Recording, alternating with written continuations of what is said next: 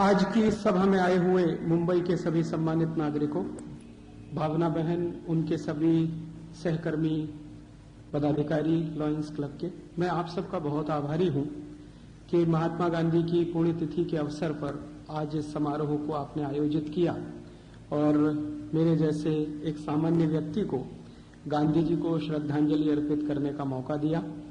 आज का समय थोड़ा सा गमगीन है क्योंकि अचानक से बड़ा जलजला आया है, भूकंप आया है, धरती कंप आया है।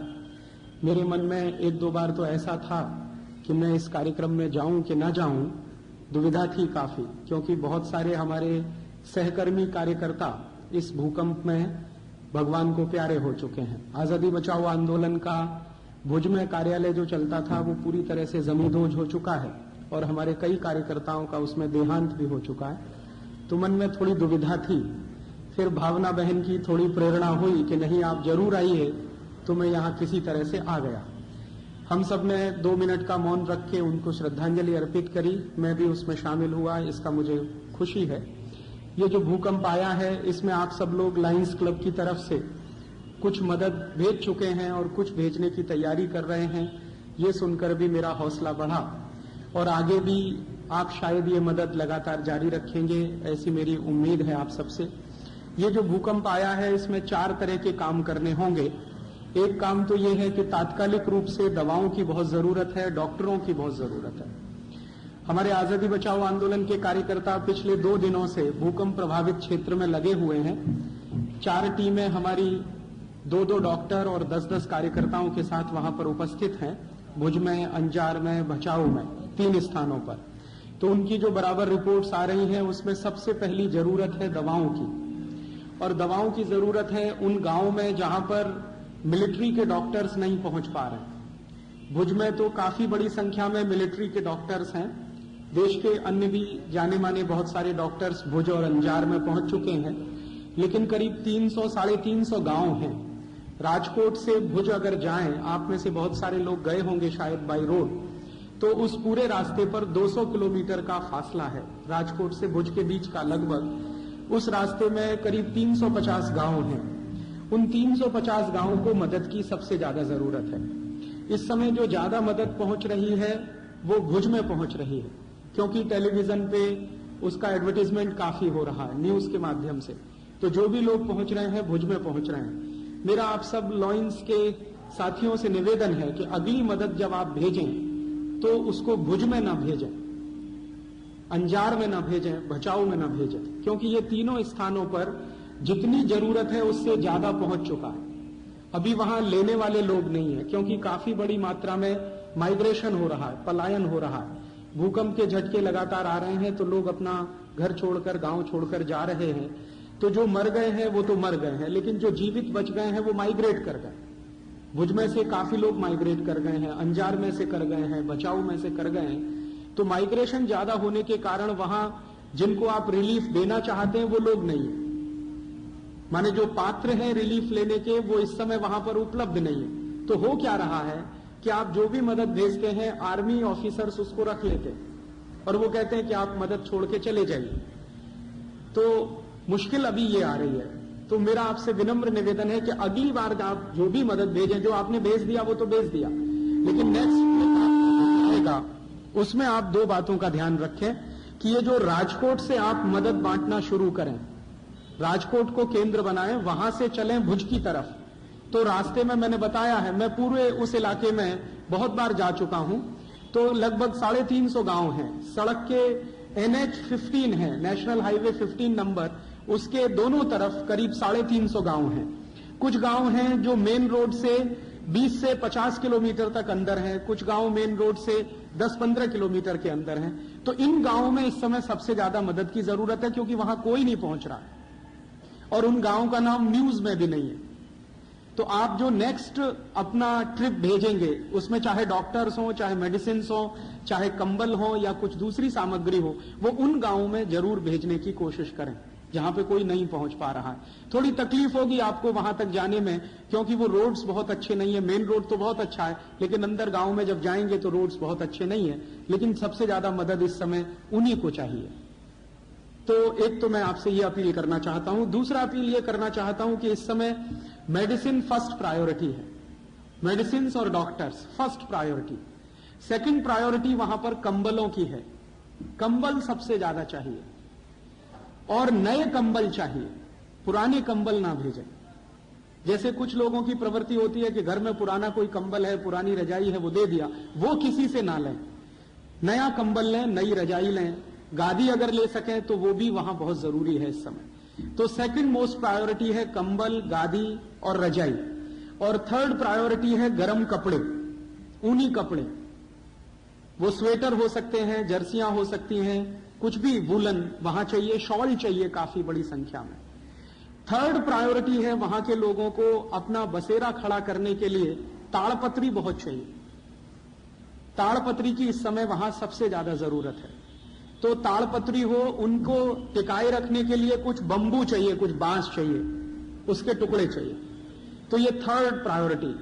और लास्ट प्रायोरिटी जो मैं मानता हूं वो ये कि ये आप जानते हैं कि हमारे देश के सभी वैज्ञानिक ये कह रहे हैं कि ये कच्छ का जो इलाका है वो हाईली सीस्मिक जोन है। भारत सरकार ने इसको जोन 5 डिक्लेयर किया। जोन 5 माने सबसे ज्यादा सेंसिटिव, जहां पर सबसे जल्दी भूकंप आ सकता है। ऐसे ही एक जोन 4 है, जोन 3 है, जोन 2 है, जोन 1 है।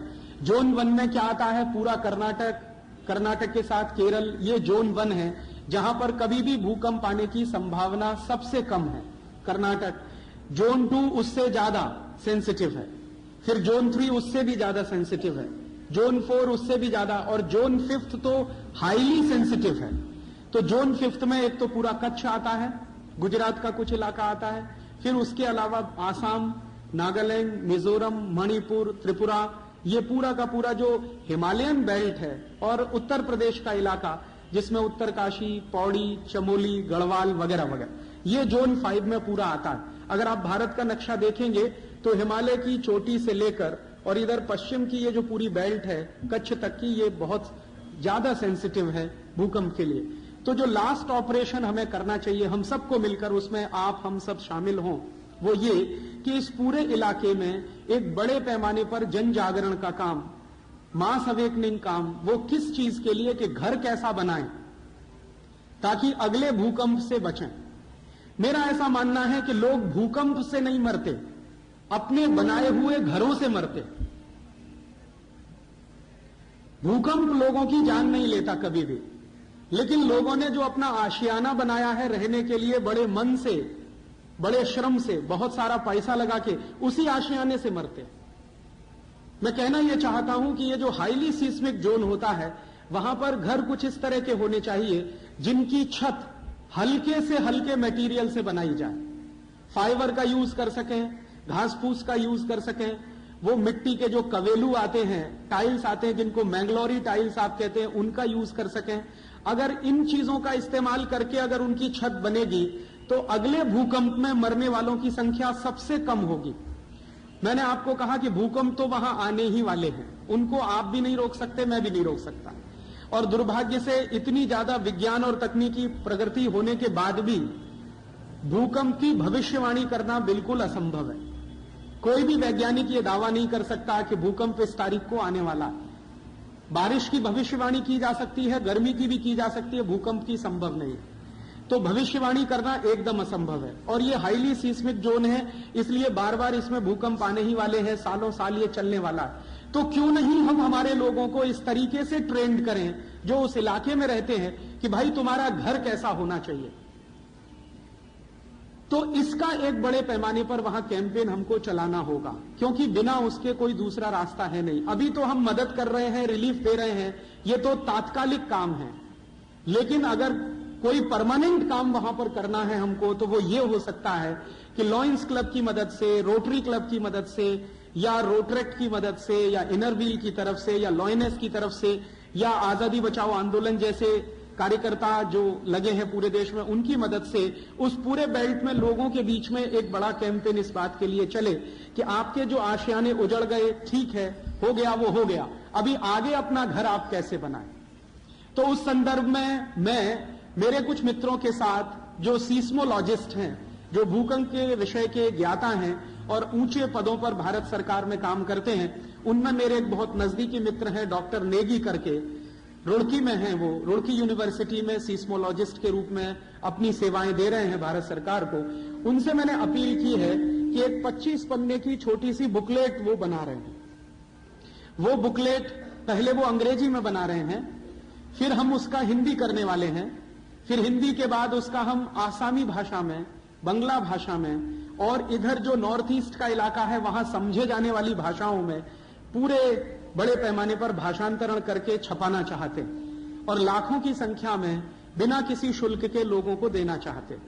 अब जैसे कच्छ के एरिया में हम चाहते हैं कि वो गुजराती भाषा में बने, आसाम में आसामी भाषा में बने, ताकि लोगों को अगली बार ये बात की मन में तैयारी रहे कि अपना घर बनाना है तो कैसा बनाना है।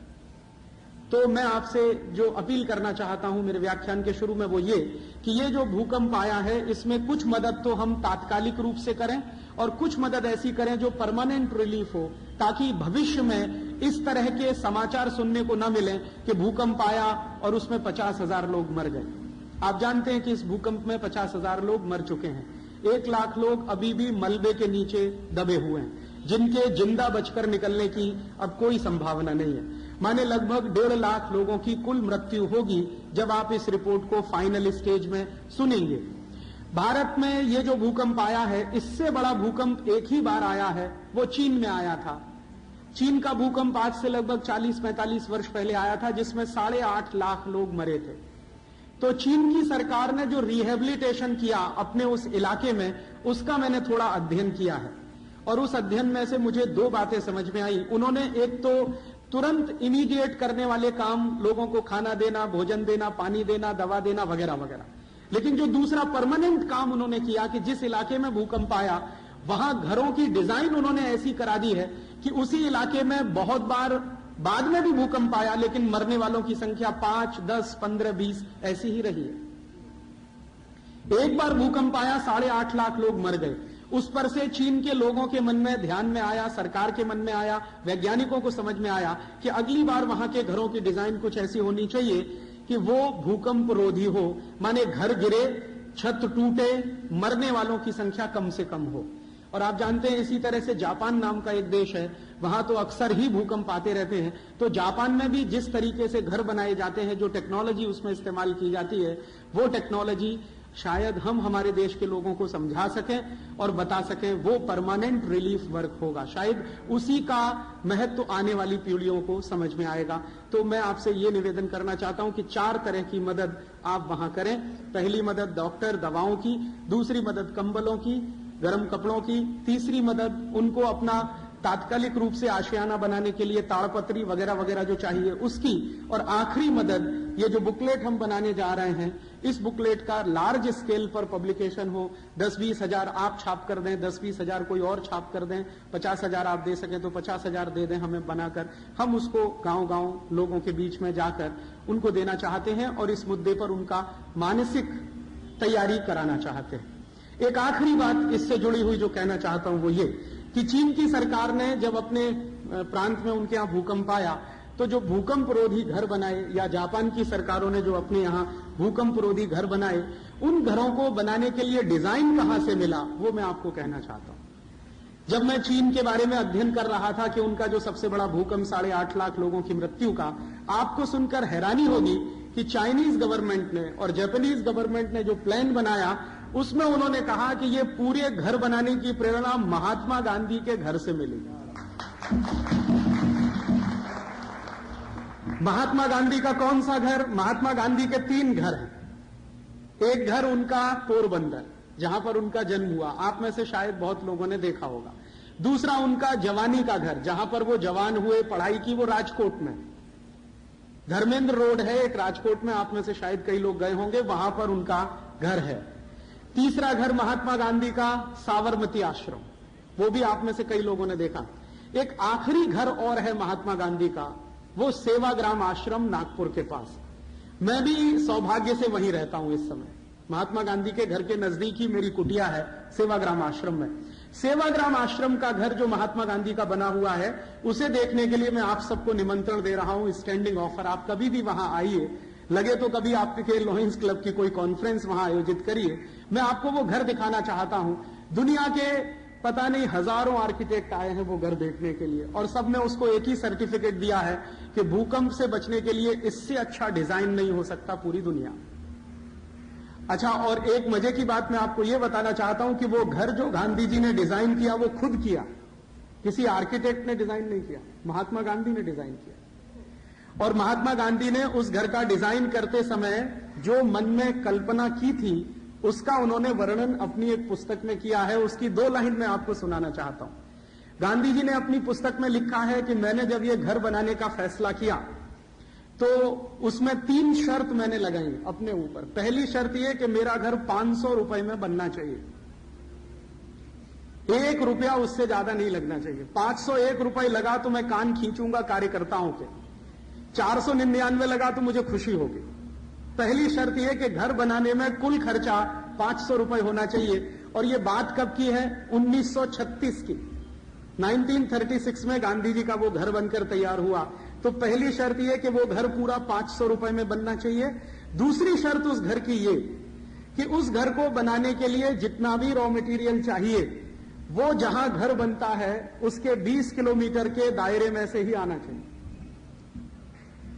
उस गांव के 20 किलोमीटर के बाहर की कोई भी वस्तु घर में नहीं लगेगी।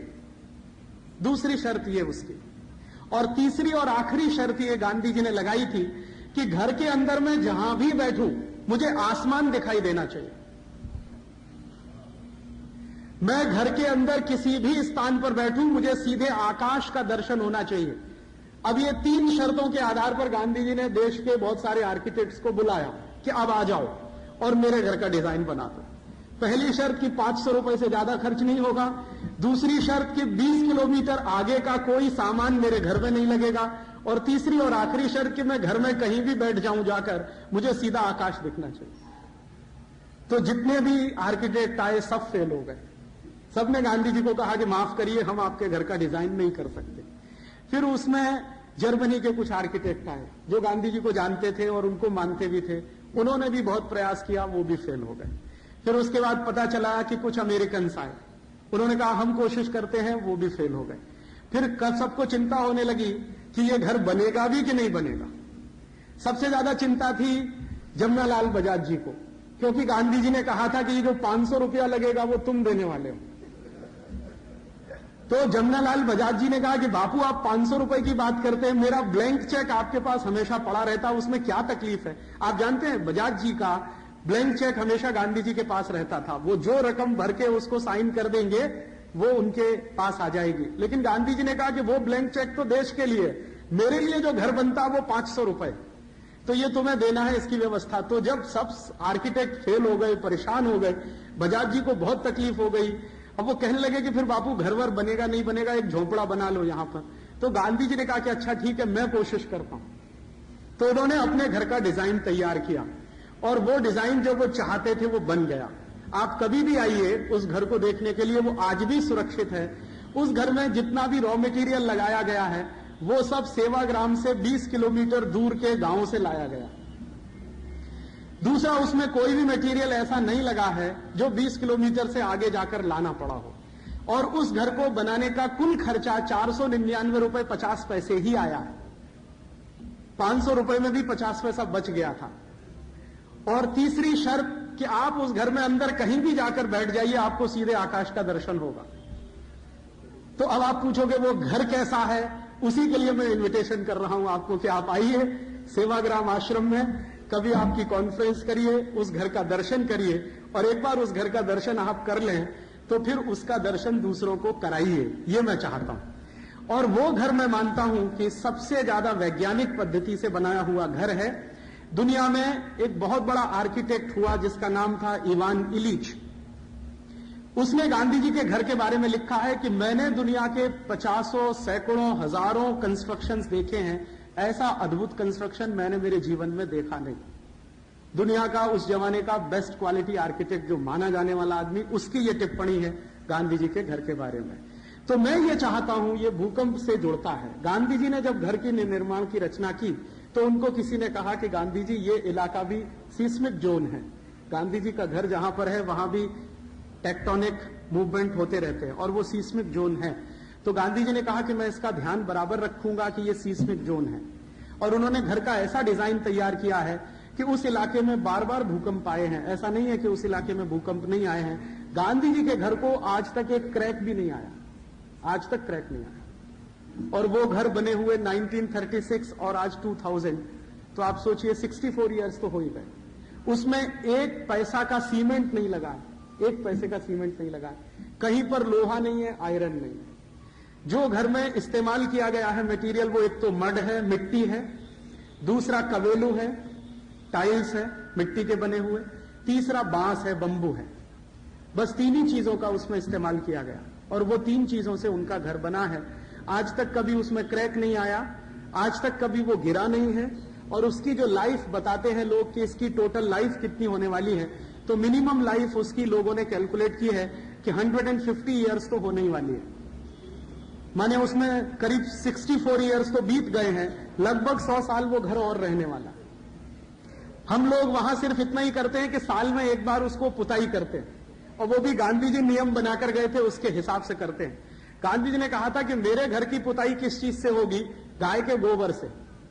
तो वहां गाय पाली जाती है आश्रम में, उसका गोबर निकाला जाता है, उस गोबर को पानी के साथ मिलाया जाता है, साल में एक बार उसकी पुताई करते हैं, व्हाइट वॉशिंग करते हैं बस, और उसमें मेंटेनेंस में कुछ भी नहीं। तो आप कभी आएंगे तो देखेंगे। मैं ये चाहता हूं कि उस घर का जो डिजाइन है और उस घर को बनाने की जो टेक्निक है, वो टेक्निक हमारी उस पुस्तक में आए और पूरे कच्छ के इलाके के लोगों को बांटा जाए कि भाई देखो, आदर्श घर तुम्हारे लिए क्या हो सकता है, वो ये हो सकता है। और गांधी जी गुजरात के ही थे, गुजराती लोगों को ये और जल्दी समझ में आएगा कि हमारे ही किसी व्यक्ति का डिजाइन किया हुआ वो है। तो ये एक छोटी सी बात जो व्याख्यान के पहले मैं कहना चाहता था।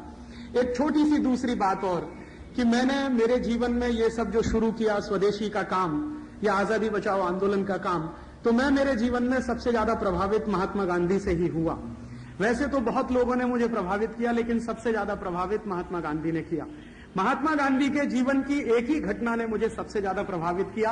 वो घटना सुना के मैं मेरा व्याख्यान शुरू करना चाहता हूं। वो घटना है महात्मा गांधी के साउथ अफ्रीका के प्रवास की। आप जानते हैं कि महात्मा गांधी 1894-95 के आसपास दक्षिणी अफ्रीका गए। पहले वकालत पूरी की, वकालत की पढ़ाई पूरी की, इंग्लैंड से वापस लौटे। वापस लौटने के बाद फिर दक्षिणी अफ्रीका गए। एक सिलसिले में कोई केस था, उस केस के सिलसिले में उन्हें साउथ अफ्रीका जाना पड़ा। तो वो गए जब साउथ अफ्रीका, तो वकील बैरिस्टर की हैसियत से गए। हुआ क्या, वो घटना मैं आपको सुनाना चाहता हूं, जिसने मुझे मेरे जीवन में सबसे ज्यादा प्रभावित किया। गांधी जी पहुंचे, वहां एक कोई कंपनी थी, वो कंपनी को कोई केस हुआ था, वो भारत के ही कुछ लोगों की कंपनी थी। तो गांधी जी उनके वकील की हैसियत से वहां केस लड़ने वाले थे। तो गांधी जी जब वहां पहुंचे तो उसके पहले जो वकील महोदय थे जो केस लड़ रहे थे, पहले से ही एक लॉयर थे वहां पर, उनके साथ गांधी जी का परिचय हुआ। तो गांधी जी ने पूछा कि मुझे जो केस लड़ना है उसकी फाइल जरा दे दो। तो गांधी जी ने फाइल का अध्ययन किया। फिर उसने कहा कि अदालत कहां पर है, वहां लेकर जरा चलो। तो गांधी जी की पहली घटना है ये साउथ अफ्रीका की, वो अदालत में पहुंचे। आप जानते हैं कि खांटी गुजराती आदमी, और गुजरातियों में भी काठियावाड़ी, तो एकदम शुद्ध काठियावाड़ी आदमी। तो आप जानते हैं काठियावाड़ के लोग तो वो पगड़ी बांधते हैं ना, 5 मीटर लंबा कपड़े की वो पगड़ी बनाते हैं और एक विशेष स्टाइल में उसको बांधा जाता है। तो गांधी जी पगड़ी बांधकर अदालत में पहुंच गए। अब जज ने जब देखा कि पगड़ी बांधे हुए कोई व्यक्ति आके बैठ गया है, तो जज ने उनके ऊपर बहुत जबरदस्त व्यंग कसा और उन्होंने कहा कि आपको मालूम है कि अदालत के कानून के अनुसार यहां पगड़ी बांधकर आना मना है, अदालत के कानून के अनुसार। तो गांधी जी ने पूछा तो जज ने कहा कि आपको ये पगड़ी उतारनी पड़ेगी, तब आप यहां बैठ सकते हैं और बहस कर सकते हैं। तो गांधी जी ने पूछा कि आपको शायद मालूम नहीं है कि ये पगड़ी मेरे शान का प्रतीक है, ये मेरी इज्जत का प्रतीक है। मैं भारत में जिस स्थान से आया हूं वहां पगड़ी उतारी नहीं जाती। काठियावाड़ भारत का वो स्थान है जहां पगड़ी उतारना सबसे बड़ा अपमान माना जाता है, और पगड़ी वही उतारता है जो किसी का गुलाम हो जाता है। मैं आपका गुलाम नहीं हुआ अभी तक, इसलिए मैं पगड़ी नहीं उतार सकता। जज बौखला गया, क्योंकि इतनी हिम्मत से बात कहने वाला कोई आदमी उसके सामने पहली बार आया। तो उसने पूछा कि ये है कौन, तो बताया गया कि केस के सिलसिले में ये एक लॉयर है जो भारत से आया है। तो उन्होंने कहा कि इसको तमीज सिखानी चाहिए। तो उनके जो बगल का लॉयर था जो गांधी जी को लेके गया था, उसने खुसफुस करना शुरू किया और गांधी जी को समझाया कि भाई आप ये उतार दीजिए, नहीं तो बवाल हो जाएगा, कंटेम्प्ट हो जाएगा, जेल हो जाएगी, फलाना हो जाएगा, दिमाग। गांधी जी ने कहा कि कुछ भी हो जाए, ये मेरे सम्मान का प्रतीक है। मैं पगड़ी मैंने अगर उतारी तो ये भारत की पगड़ी उतार दी, ये संदेश पूरी दुनिया में जाएगा, ये मैं नहीं कर सकता। तो उन्होंने कहा कि फिर कंटेम्प्ट हो जाएगा तो जेल जाना पड़ेगा। तो ठीक है, मैं तो तैयार हूं जेल जाने के लिए, आप उनसे कहो कि ऑर्डर करें और मुझे जेल में भेज। तो जज भी परेशान हो गए। अब वो गए थे केस लड़ने के लिए और अपना ही केस लड़ना उन्होंने शुरू कर दिया। अब जज बौखला गया कि ये आदमी कहता है कि ऑर्डर करो, मुझे जेल में भेजो, मैं पगड़ी नहीं उतार सकता, तुम्हारे जो कानून है उसके आधार पर काम। अब वो जज बौखला गया, फिर बहुत सारे लोग आ गए, हंगामा होने लगा, फिर बहुत सारे पत्रकार भी थे, वो सब इकट्ठे हुए। तो जज ने बात को समाप्त करते हुए कहा कि अच्छा ठीक है, आप ऐसा करिए कि अगर पगड़ी नहीं उतार सकते तो आप इस अदालत से बाहर चले जाइए। तो गांधी जी ने कहा कि मुझे यह मंजूर है कि मैं अदालत छोड़ के चला जाऊं, और गांधी जी छोड़ के निकल गए अदालत। फिर हुआ क्या कि गांधी जी ने जो पहला संकल्प किया साउथ अफ्रीका में, वो यही संकल्प था कि मैं अगली बार जब बहस करने आऊंगा इस अदालत में तो ये कानून बदला हुआ मिलना चाहिए मुझे, तब मैं बहस करने के लिए आऊंगा। मैं पगड़ी कभी नहीं उतारूंगा, पगड़ी पहनकर ही बहस करूंगा पूरी अदालत में। और आप जानते हैं कि गांधी जी ने वो अंग्रेजी कानून बदलवा दिया, अंग्रेजों को कानून बदलना पड़ा। और महात्मा गांधी ने फिर जितने भी समय बहस की साउथ अफ्रीका में रहते हुए, पगड़ी पहनकर ही बहस की। इस एक घटना ने मुझे बहुत प्रभावित किया। घटना बहुत छोटी सी है, अगर गांधी जी चाहते तो समझौता कर सकते थे, और वो समझौता करना बहुत आसान था। लेकिन गांधी जी ने उस पगड़ी को भारत के सम्मान का प्रतीक बना दिया वहां पर। और गांधी जी ने बाद में लिखा है अपनी पुस्तक में कि अगर मैंने वो समझौता किया होता तो बार बार मैंने समझौते किए होते और भारत की आजादी का लक्ष्य अधूरा रह गया होता। एक और ऐसी घटना हुई, वो सुनाने का लालच मेरे मन में आया क्योंकि महात्मा गांधी को हम श्रद्धांजलि अर्पित कर रहे हैं। एक दूसरी घटना और हुई जिससे मैं काफी प्रभावित हुआ महात्मा गांधी से। वो घटना हुई, वो भी साउथ अफ्रीका में हुई। घटना ऐसी हुई कि जब ये पगड़ी वाला कानून अंग्रेजों ने बदल दिया और पगड़ी पहनकर बहस करने पर पाबंदी हटा ली गई, और पाबंदी हटाने के बाद फिर जो सरदार लोग वहां रहते थे साउथ अफ्रीका में, उनको भी इजाजत मिली कि वो पगड़ी पहनकर बहस कर सकते हैं। तो गांधी जी के सामने एक दूसरी चुनौती थी, और वो चुनौती थी वो ये कि अचानक से प्रिटोरिया में एक कानून बना। प्रिटोरिया उस समय राजधानी था साउथ अफ्रीका की। तो कानून वो इस तरह का था कि जितने एशियन लोग रहते हैं साउथ अफ्रीका में, उनको सेकंड ग्रेड सिटीजन बनाया जाए, इसका एक कानून था। उनको फर्स्ट ग्रेड सिटीजनशिप नहीं मिल सकती, उनको सेकंड ग्रेड सिटीजन ही बना के रखना है। और उसके लिए कानून में यह तय किया गया कि आप जो भी एशिया से आए हैं उनको आने के तत्काल बाद रजिस्ट्रेशन कराना होगा अपना, और वो साउथ अफ्रीका के उन कॉलोनीज में नहीं रहेंगे जहां पर वहां के अंग्रेज रहते हैं, उनकी बस्तियां गांव के बाहर होंगी। जैसे हमारे देश में होता है ना, अभी भी गांव में आप जाइए तो फ्यूडलिज्म जहां पर है, वहां पर जो SC STs होते हैं, हरिजन होते हैं, उनके घर गांव के बाहर होते हैं। वैसा ही कुछ कानून वहां बनाने की बात चली कि जो एशियन सिटीजन्स हैं, जो एशिया से आने वाले लोग हैं, उनको साउथ अफ्रीका के लोगों के साथ नहीं रहना है, उनकी बस्तियां गांव के बाहर होंगी और उनको सेकंड ग्रेड सिटीजन बन के ही रहना, और आने पर उन्हें रजिस्ट्रेशन कराना पड़ेगा। उनके घर में कोई बच्चा पैदा होता है तो उसके बारे में सूचना सरकार को देनी पड़ेगी, शादी करनी है तो उसके बारे में सूचना सरकार को देनी पड़ेगी, वगैरह वगैरह इस तरह के। और जो वहां के उद्योग धंधे हैं उनमें उनकी इक्विटी पार्टिसिपेशन नहीं हो सकेगा। माने हमेशा आप वहां नौकर बनकर रहेंगे, आप किसी इंडस्ट्री को ओन नहीं कर पाएंगे, कोई बिजनेस आप नहीं चला पाएंगे। ऐसा एक कानून बनाने की तैयारी अफ्रीका में अंग्रेजों की सरकार ने की। महात्मा गांधी ने उसको चुनौती के रूप में लिया और उन्होंने कहा कि यह कानून मैं बनने नहीं दूंगा, किसी भी कीमत पर बनने नहीं दूंगा। अब जब वो कानून नहीं बनने दूंगा ये संकल्प कर लिया, तो महात्मा गांधी ने एक अभियान शुरू किया। अभियान क्या शुरू किया? गांव गांव जाना, जो एशिया के रहने वाले लोग हैं उनको मोबिलाइज करना, ब्रिटेन की सरकार के खिलाफ उनको खड़ा करना और इस कानून को रुकवाना। तो वहां पर जो मुसलमान समुदाय के लोग थे उनमें जाकर उन्होंने कहना शुरू किया, हिंदू समाज के लोग थे उनको समझाना शुरू किया। गांधी जी के समझाने का नतीजा ये निकला कि 2-3 महीनों के अंदर एक बहुत बड़ा पब्लिक ओपिनियन उस कानून के विरुद्ध बन गया। गांधी जी ने फिर एक रैली आयोजित की और उस रैली में करीब 10,000 लोग आए, स्त्री पुरुष बच्चे, उसमें हिंदू भी मुसलमान भी, पारसी लोग भी कुछ वहां पर थे, वो भी सब इकट्ठे हुए और उन सबके सामने गांधी जी ने कहा कि हम सबको संकल्प करना है कि ये कानून हम नहीं बनने देंगे, भले ही हमें इसके लिए जेल में जाना पड़े, भले ही इसके लिए मार खानी पड़े, भले ही इसके लिए मर जाना पड़े, ये अपमानजनक कानून तो हम नहीं बनने देंगे। उस सभा में प्रस्ताव पारित हुआ, सभा ने महात्मा गांधी को अपना नेता मान लिया और महात्मा गांधी को अधिकृत किया गया कि वो ब्रिटेन की सरकार से इस पर बात करें। तो ब्रिटेन की सरकार से बात करने के लिए बाद में महात्मा गांधी साउथ अफ्रीका छोड़कर लंदन आए। लंदन में करीब 20-21 दिन रहे और वहां भी उन्होंने एक ही काम किया कि लंदन में रहने वाले जो भारतीय लोग थे उनको मोबिलाइज किया और उनका मोबिलाइजेशन जब बहुत बड़े पैमाने पर हुआ तो महात्मा गांधी ने एक ड्राफ्ट बनाया और वो ड्राफ्ट ब्रिटेन के राजा को सामने उन्होंने पेश कराया, जिसमें उन्होंने कहा कि ये कानून एकदम गलत है, अन्यायपूर्ण है, जन भावना के विरुद्ध है, मानवीयता के खिलाफ है, ये कानून नहीं बनना चाहिए।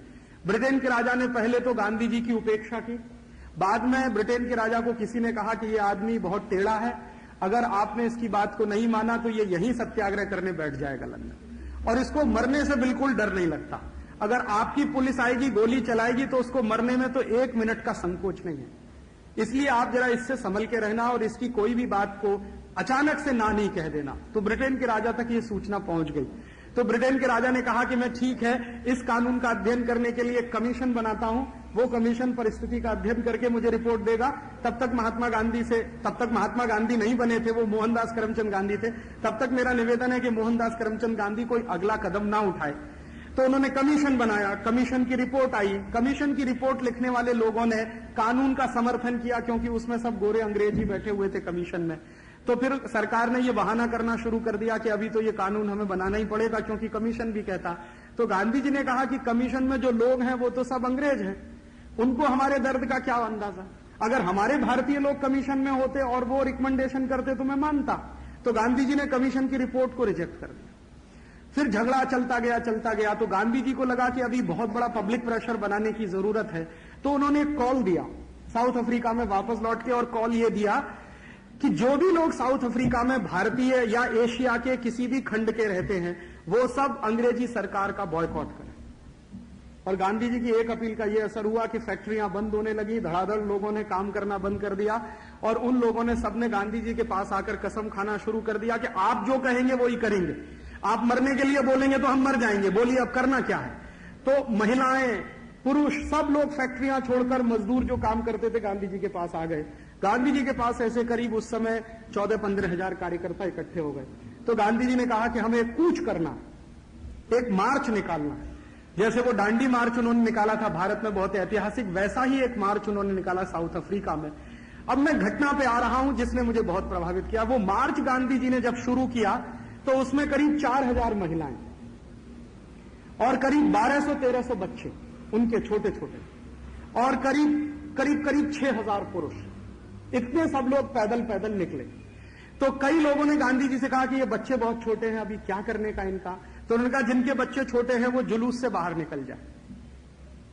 तो बहुत सारे लोगों के मन में आया कि अभी गांधी जी हमको बाहर निकालते हैं। तो उन्होंने कहा कि जुलूस में रहते हुए आपके बच्चे मर जाएं तो मान लेना कि देश की आजादी के लिए आपने उनको दान दे दिया। मेरा आपसे निवेदन है कि जिसका भी दिल कमजोर है वो निकल जाए इसमें से, मुझे कमजोर लोगों की भीड़ नहीं चाहिए, ये उन्होंने स्पष्ट कहा। तो लोगों में हौसला आया और हौसला आया तो वो सब चले। उसी जुलूस में कुछ अंग्रेज भी शामिल थे जो गांधी जी की जासूसी के लिए रखे गए अंग्रेज सरकार की तरफ, और उनकी पूरी रिपोर्टिंग वो लंदन करते थे कि आज जुलूस ने क्या किया। वो पैदल चलते थे एक जगह से दूसरे जगह जाकर और लोगों को इकट्ठा करते जाते थे। तो जो अंग्रेजों ने रिपोर्टिंग किया है उसमें से एक अंग्रेज ऑफिसर था जो उनकी इंटेलिजेंस की टीम का मुख्य अधिकारी था, उसने गांधी जी के जुलूस के बारे में एक वाक्य लिखा, वो मैं आपको सुनाना चाहता हूं। उन्होंने कहा कि मैंने मेरे जीवन में जितनी भी सेवा की है ब्रिटिश गवर्नमेंट की, उसमें ये पहला जुलूस मैं देख रहा हूं जिसमें स्त्री पुरुष बच्चे सब एक साथ हैं, हिंदू भी है मुसलमान भी, दोनों एक साथ हैं और दोनों एकदम भाई भाई की तरह से आगे बढ़ रहे हैं, किसी में किसी के प्रति वैमनस्यता नहीं है। हाँ, जो एक अच्छी बात है जो मैं देख रहा हूं वो ये कि ये जुलूस करीब 15-17 दिन चला पैदल पैदल। तो होता क्या था कि रात हो जाती थी तो कोई भी मैदान में सब सो जाते थे, और दिन में कुछ थोड़ा बहुत भोजन बना के करते थे, फिर रात में मैदान में सोते थे, अगले दिन फिर मैदान से चलते थे दूसरे गांव में, दूसरे गांव से तीसरे गांव। तो हर एक रात करीब ऐसी 15 रातें बीती जिसमें स्त्री पुरुष बच्चे सब एक साथ सोए। जो अंग्रेजी अधिकारी था उसने कहा कि इस जुलूस के दौरान एक भी दुर्घटना नहीं हुई। उसका जो इशारा था वो क्या कि 4000 महिलाएं और 6000 पुरुष जिनकी उम्र 20-22 वर्ष से लेकर 45 वर्ष के बीच में है, कहीं भी कोई दुर्घटना नहीं हुई। और उसने जब अपनी रिपोर्ट भेजी ब्रिटिश पार्लियामेंट को तो उस रिपोर्ट में उसने लिखा कि जिस आदमी की उपस्थिति मात्र से लोगों के मन में नैतिकता का संचार होने लगता है, वासना पैदा नहीं होती। स्त्रियां भी लेटी हुई हैं और पुरुष भी लेटे हुए हैं और दोनों नजदीक में हैं, और कहीं कोई घटना नहीं होती बलात्कार की, कहीं कोई घटना नहीं होती है शारीरिक संपर्क की, तो ये तो आदमी कोई विरला है और विचित्र है। अंग्रेज सरकार इससे लड़ नहीं पाएगी, ये उसने रिपोर्ट में लिख के भेज दिया।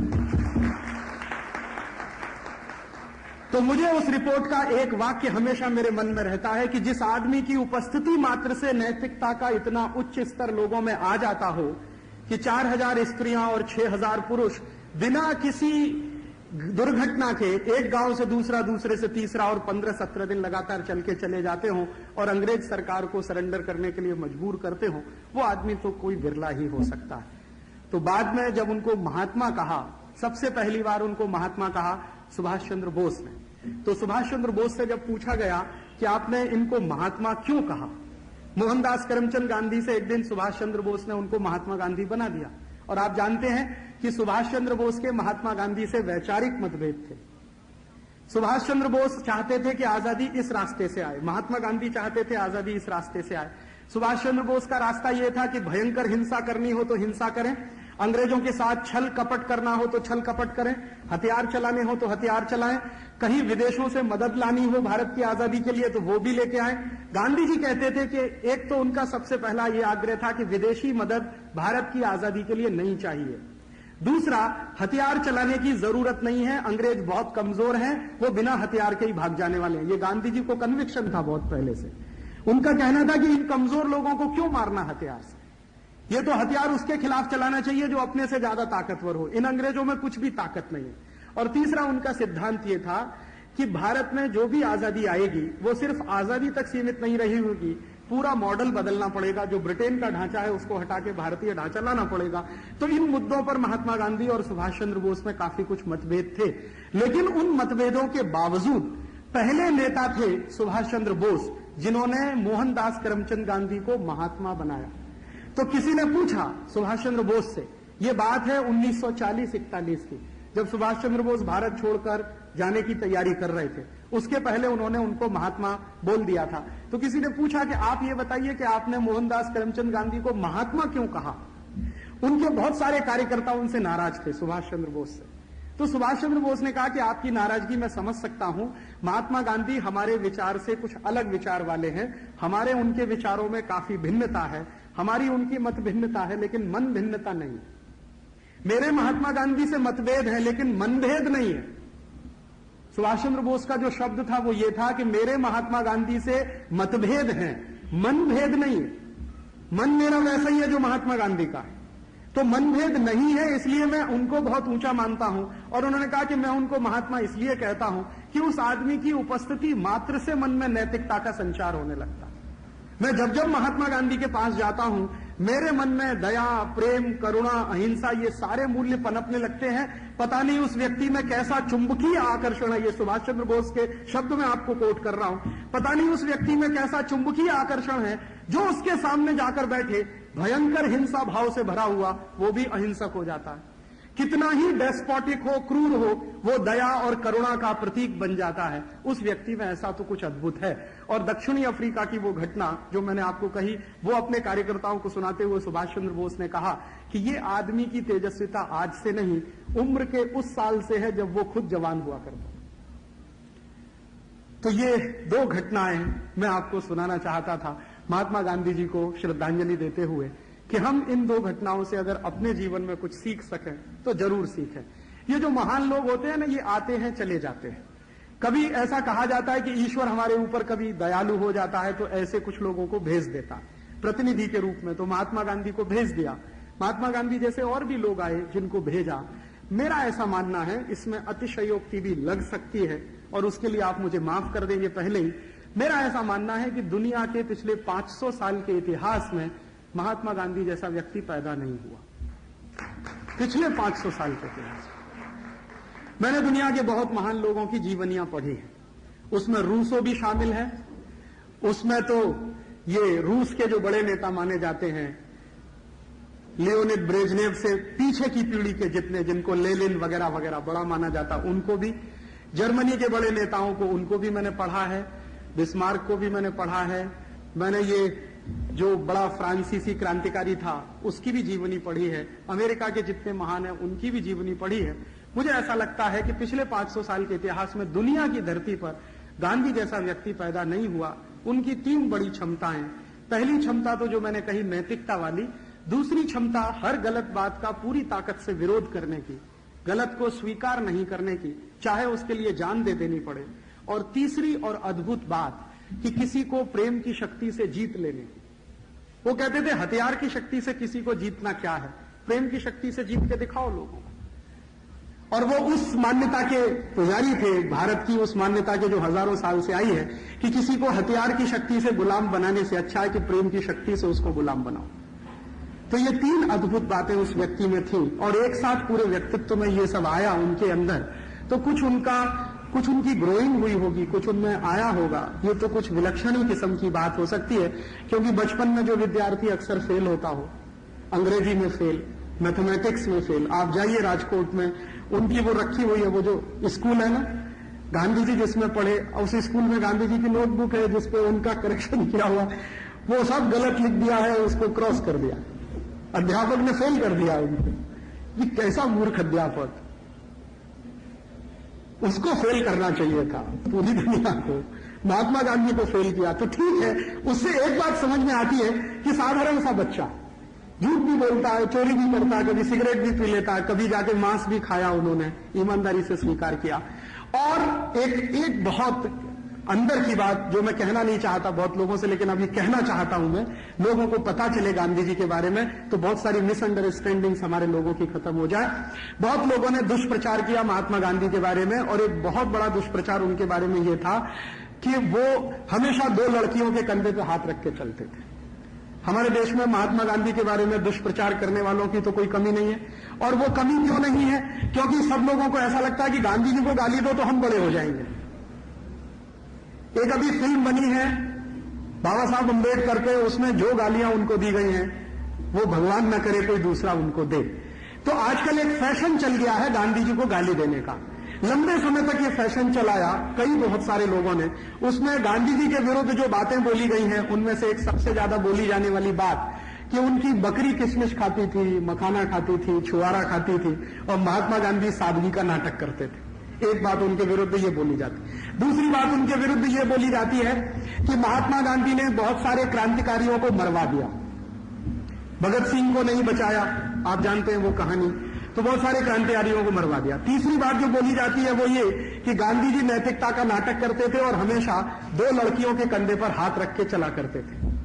तो ये 2-3 बातों के बारे में हमारे मन में स्पष्टता आ जाए, उस दृष्टि से मैं कहना चाहता हूं कि गांधी जी के बारे में ये जो दुष्प्रचार हुआ कि वो हमेशा 2 लड़कियों के कंधे पर हाथ रख के चला करते थे और वो नैतिकता की बात कैसे कर सकते हैं, वो गांधी जी की एक घटना बताकर और साउथ अफ्रीका में जो घटना घटित हुई दोनों को कोरिलेट में करना चाहता हूं।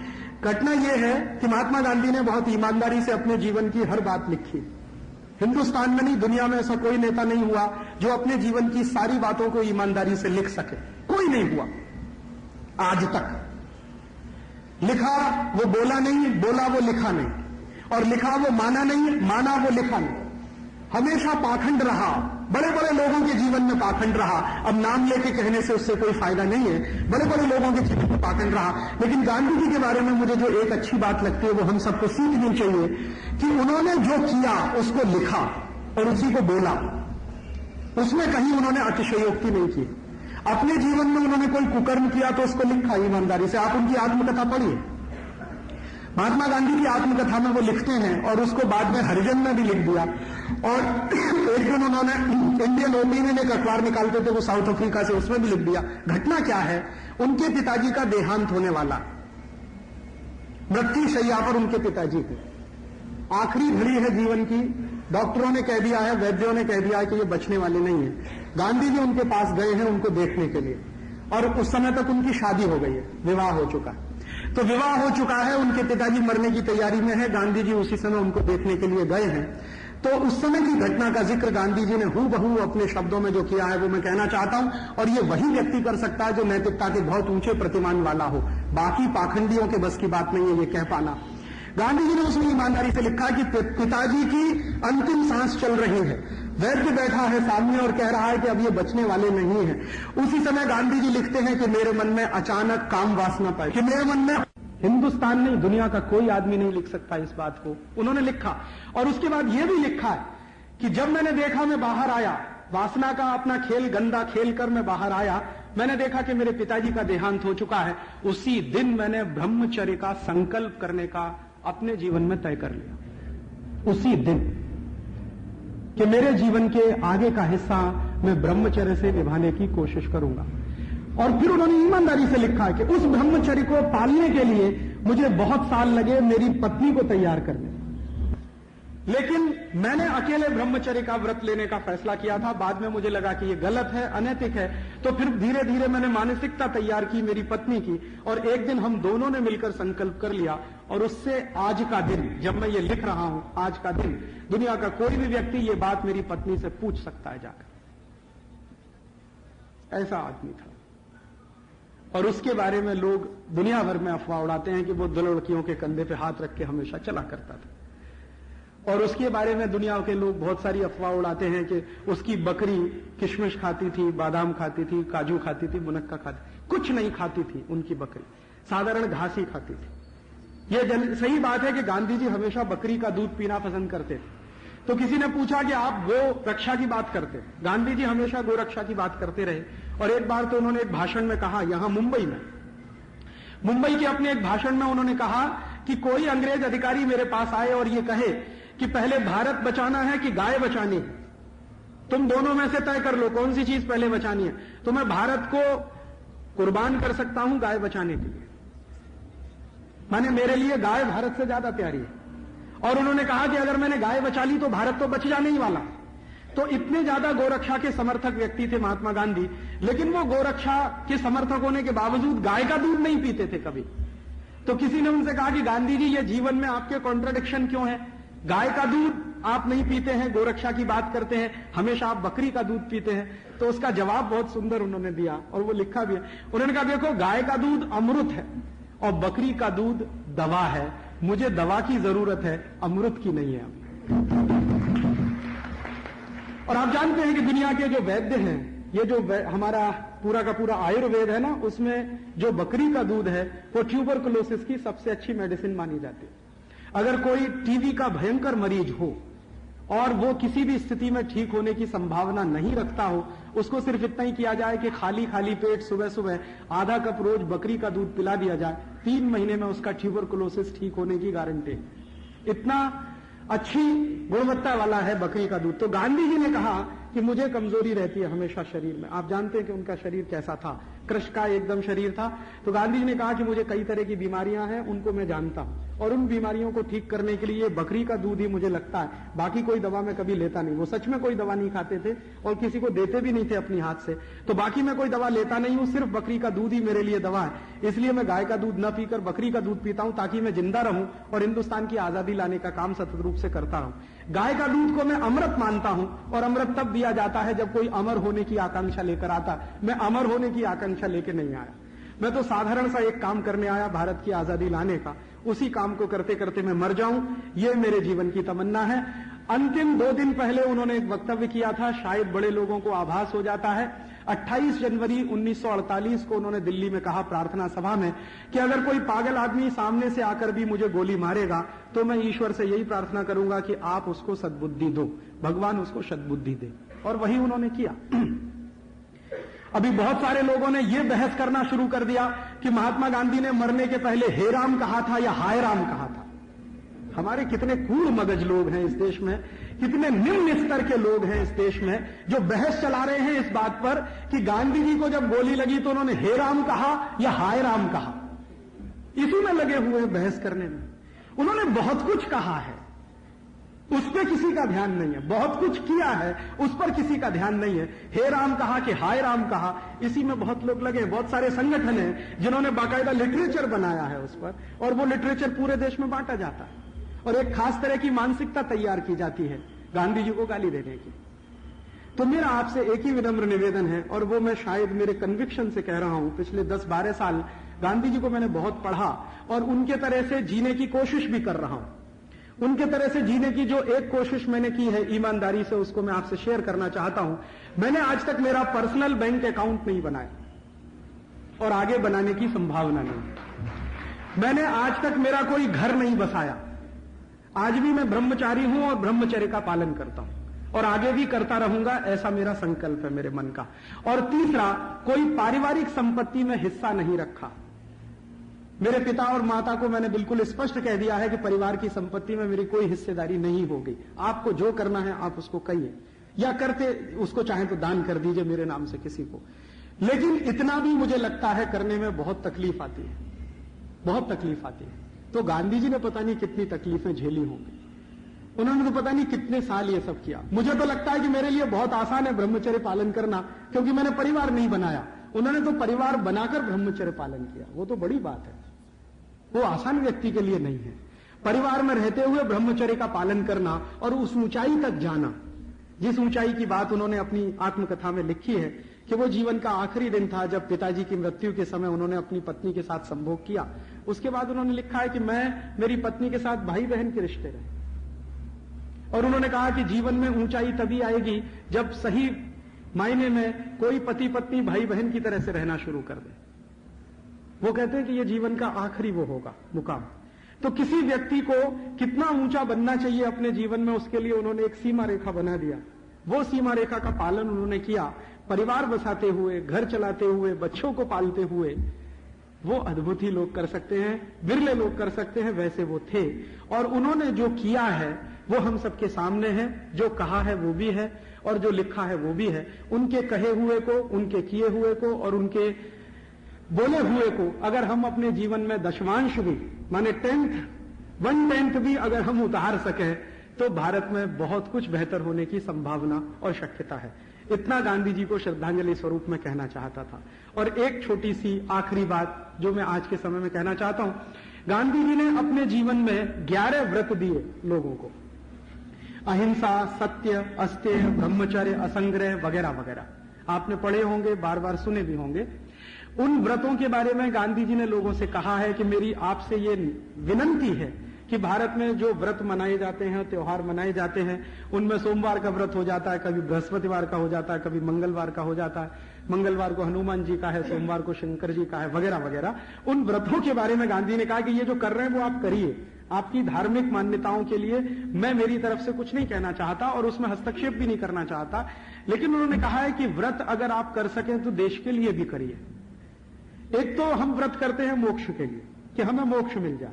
हमारे जीवन में एक मान्यता हमने रखी हुई है और वो मान्यता ये है, आप जितने भी लोग यहां बैठे हैं, आपके साथ मैं भी इसमें शामिल हूं, हम सबकी मान्यता ये है कि पुनर्जन्म होता है, बार बार जन्म होता है, व्यक्ति बार बार जन्म लेता है। और हमारे जो धर्मशास्त्र है या बड़े जो धर्म गुरु हैं, उनकी बात अगर आप सुने और उसको कभी समझने की कोशिश करें तो हर एक धर्मगुरु या हर एक धर्मशास्त्र ये कहता है कि भारत में जन्म लेने वाले को 84 लाख योनियों में से गुजरना पड़ता है। कभी मच्छर बन सकते हैं, कभी मक्खी बन सकते हैं, कभी गाय बन सकते हैं, कभी बैल बन सकते हैं। मनुष्य बनना बड़ा मुश्किल होता है और मनुष्य की योनि मिलना तो विरले लोगों को मिलता है। उसके बारे में सांख्य दर्शन है, वो ये कहता है कि आपने पुराने जन्म में कुछ अच्छे कर्म किए होंगे तो आप शायद मनुष्य बन गए हैं। तो गांधी जी ने उसी दर्शन को आगे बढ़ाते हुए लोगों के सामने ये कहा कि आप अपने मोक्ष के लिए अच्छे काम करें, व्रत करें, धार्मिक मान्यताओं का पालन करें, वो तो ठीक ही है, लेकिन देश के कल्याण के लिए भी व्रत करिए, ये उनका कहना था। और उनका ये कहना था कि अगर भारत का कल्याण नहीं होगा तो आप में से किसी को मोक्ष नहीं मिलेगा। बिल्कुल स्पष्ट कह दिया। ये कहने की हिम्मत आज तक किसी धर्मगुरु में नहीं हुई। मैंने हिंदुस्तान के इतिहास में शंकराचार्य से लेकर आज तक बहुत सारे धर्मगुरुओं को पढ़ा और काफी को आज के जमाने में सुना भी। किसी में हिम्मत नहीं है ये कहने की कि जब तक देश का कल्याण नहीं होगा तुमको मोक्ष नहीं मिलेगा, तुम्हारी आत्मा भटकती ही रहेगी। तो देश का कल्याण कर लो, तुम्हारा मोक्ष अपने आप हो जाएगा। और फिर किसी ने गांधी जी से पूछा कि आप ये सब काय के लिए करते हैं? अंग्रेजों को भगाना, हिंदुस्तान को नए सिरे से खड़ा करना। तो गांधी जी ने कहा ये सब मैं मोक्ष के लिए करता हूं। ये मत कहना कि भारत की आजादी के लिए करता हूं, ये उनका लिखा हुआ वाक्य है। ये सब मैं मोक्ष के लिए करता हूं। तो किसी ने कहा मोक्ष माने क्या? कि ईश्वर की प्राप्ति। तो ईश्वर की प्राप्ति के लिए मैंने ये तय किया है मेरा रास्ता। तो उन्होंने कहा कि इससे ईश्वर की प्राप्ति कैसे होगी? तो वो सुनाने लगे, देखो भारत आजाद हो जाएगा, आजाद होने के बाद खुशहाल हो जाएगा, गरीबी खत्म हो जाएगी, बेकारी खत्म हो जाएगी, भूखमरी खत्म हो जाएगी, अन्याय नहीं होगा, हर व्यक्ति को सम्मानजनक जीवन बिताने का अधिकार मिलेगा। ये सब जब हो जाएगा तो मुझे मोक्ष मिल जाएगा। अब आप देखिए, इतना बड़ा योगी आदमी किस बात की कल्पना करता है? हम लोग कल्पना करते हैं ना, मोक्ष उन्हीं को सिद्ध होता है जो योगी होते हैं। और योगी कौन होता है? जो अपने को दूसरों से ऊपर उठा लेता है। लेकिन गांधी जी कह रहे हैं कि मैं अकेला ऊपर नहीं उठूंगा, ये सबको अपने साथ ऊपर उठाऊंगा, तब मुझे मोक्ष मिलेगा। इससे बड़ा योगी पुरुष कौन होगा? तो इस योगी पुरुष के जीवन से अगर हम कुछ सीख सकें वो यही कि हम अपने आप को ही नहीं, दूसरों को भी अपने साथ उठाएं। और दूसरों को अपने साथ क्यों उठाएं? मैं ऐसा मानता हूं कि महात्मा गांधी की आत्मा भटक रही है, उनको मोक्ष नहीं हुआ है। अगर वो जीवित रहते तो शायद वो काम करते जो उन्होंने अपने लिए तय किया हुआ था। आजादी आने के तत्काल बाद किसी ने पूछा कि गांधी जी आजादी आ गई, अब बिरला जी ही थे, एक दिन सवाल करने लगे, अब क्या करेंगे? तो उन्होंने कहा अब तो तुम्हारे साथ लड़ना है। आप सोचिए, जो बिरला जी महात्मा गांधी के पास अपना ब्लैंक चेक रखते थे, उन्होंने एक दिन सवाल किया कि अब तो आजादी आ गई। और गांधी जी की आदत थी रोज मालिश करवाते थे, तेल से मालिश करवाते थे। तो एक दिन बिरला जी पहुंच गए सेवाग्राम आश्रम और गांधी जी की मालिश चलती थी। तो पूछ लिया कि अब मालिश क्यों करा रहे हैं? अब तो अंग्रेज भाग रहे हैं, अब आपको किससे लड़ना है? कि अभी तो तुमसे लड़ना है।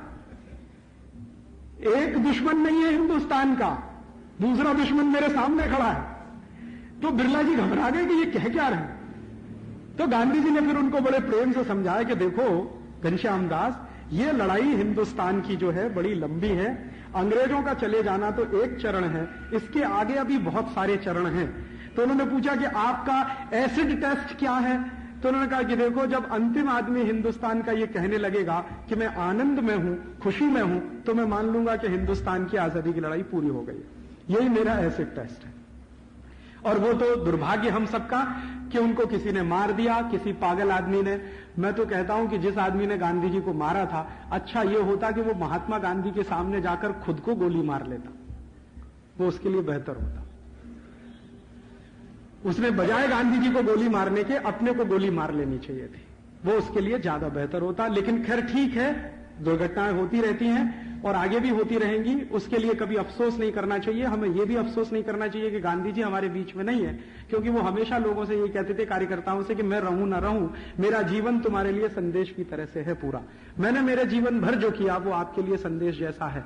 तो गांधी जी के संदेश का अगर हम थोड़ा सा विश्लेषण करें और आज की परिस्थिति को देखने की कोशिश करें, तो मैं ऐसा मानता हूं कि उनको अभी मोक्ष नहीं मिला है, उनकी आत्मा कहीं ना कहीं भटक रही है। उसके 3 बड़े कारण हैं कि उन्होंने जब ये कहा था कि भारत का जब अंतिम व्यक्ति आनंद में रहेगा, खुशी में रहेगा, तो मैं मान लूंगा कि सारे काम पूरे हो गए हैं। वो अंतिम व्यक्ति अभी भी बहुत कुछ चीजों से वंचित है।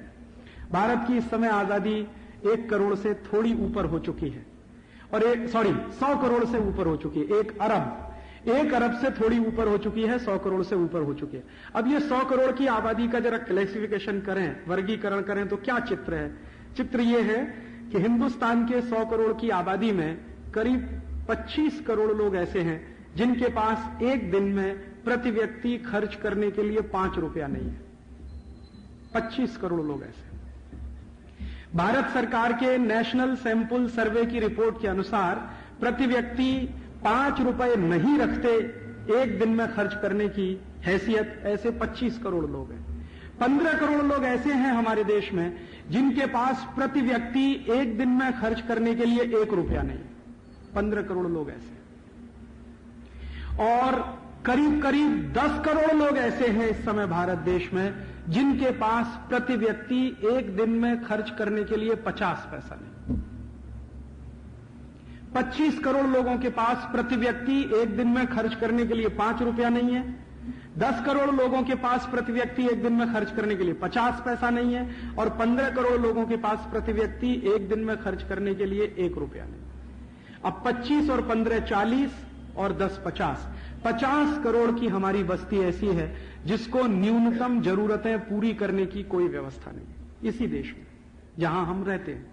और इनमें ये जो 50 करोड़ लोग हैं जिस तरह से जीवन बिताते हैं वो किस तरह का जीवन है, मैं आपको 2-3 घटनाएं सुनाना चाहता हूं। मैं पूरे देश में घूमता हूं, देश का ऐसा कोई हिस्सा नहीं जहां मैं नहीं गया। थोड़े समय पहले मैं उड़ीसा में घूम रहा था।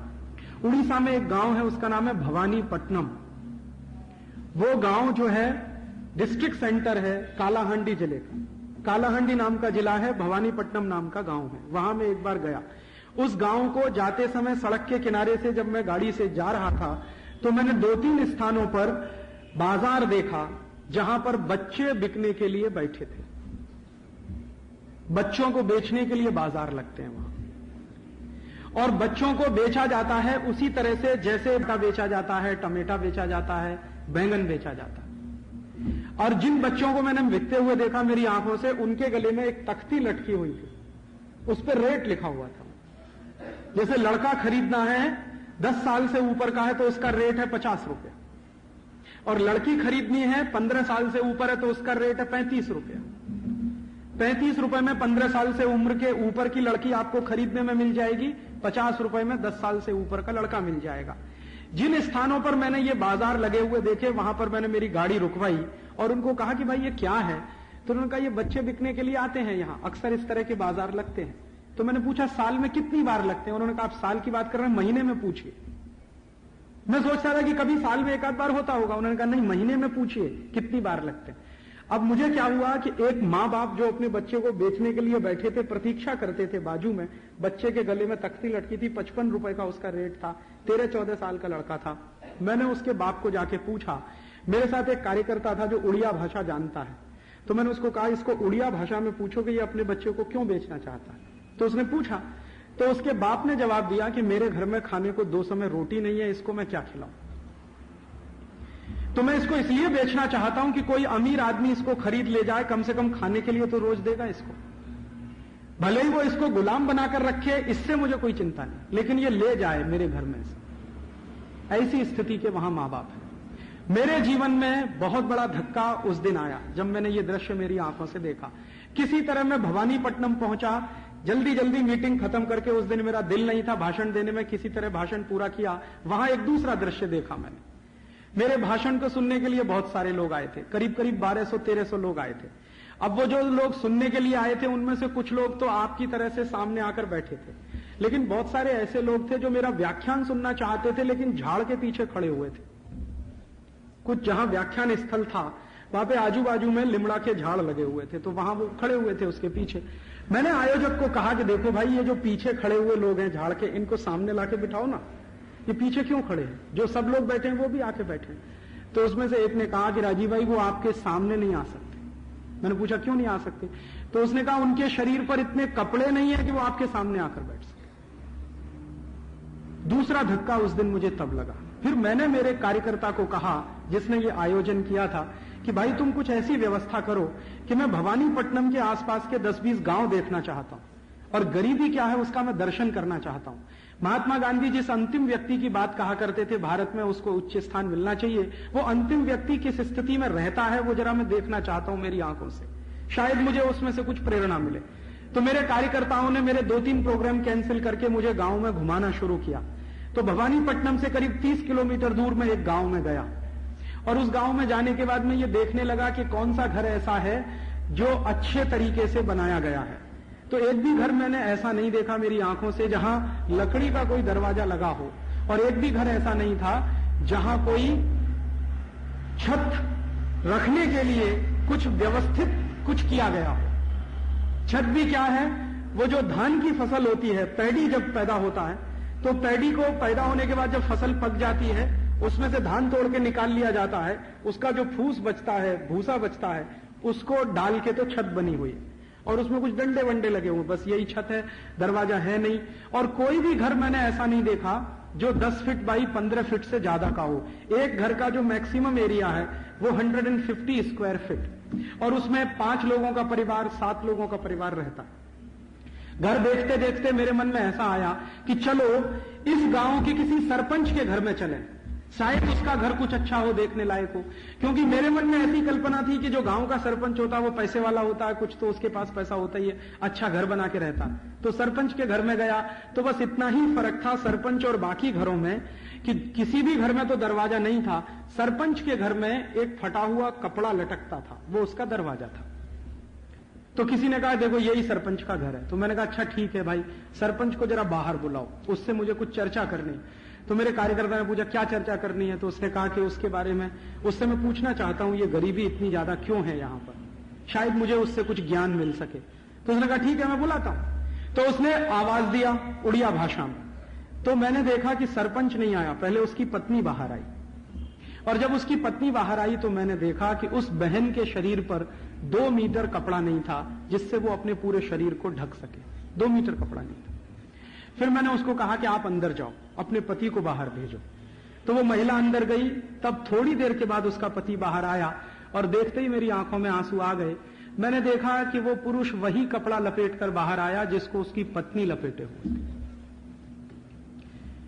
और उस दिन मैंने मान लिया कि महात्मा गांधी की आत्मा को कभी शांति नहीं मिल सकती इस देश में, कैसे उनको मोक्ष मिलेगा।